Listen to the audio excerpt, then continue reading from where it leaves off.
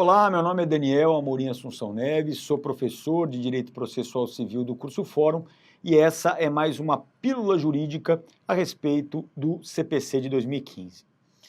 É possível que o autor cumule pedidos no mesmo processo? Quer dizer, é admitido que o autor faça 2, 3, 4, 10 pedidos no mesmo processo? O artigo 326 do CPC, ele regulamenta essa acumulação de pedidos. Então, fundamentalmente, nós teremos lá no parágrafo 1º e depois uma técnica adotada no parágrafo 2º para tratar aí de quando e que requisitos são necessários para que a acumulação ocorra. Nessa pílula me interessa o requisito previsto pelo artigo 326, parágrafo 1º, inciso 1º. Então, o que diz esse dispositivo? Ele diz o seguinte: para que os pedidos sejam cumuláveis, eles não podem ser incompatíveis entre si. Então, esse é o primeiro requisito formal para que a acumulação dos pedidos seja admitida.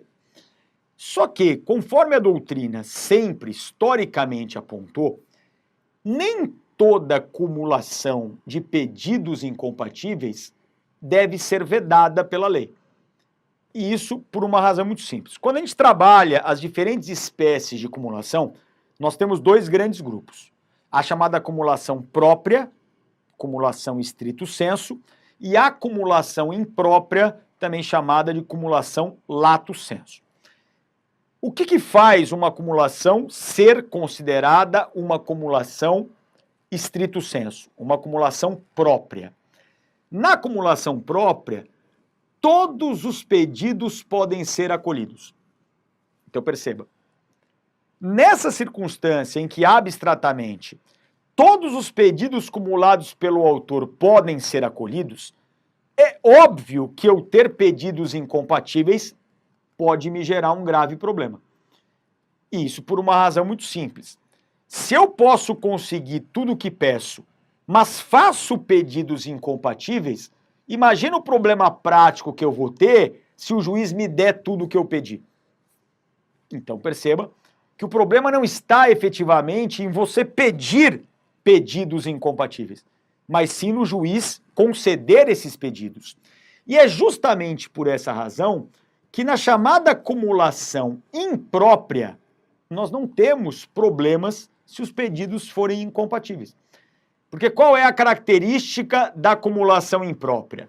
Na acumulação imprópria, apenas um dos pedidos poderá ser acolhido. Ou seja, na melhor das hipóteses para o autor, ele terá um dos pedidos cumulados acolhido. Ora, se eu já sei de antemão, abstratamente, que o juiz não tem como conceder mais do que um pedido, qual é o problema prático desses pedidos serem incompatíveis?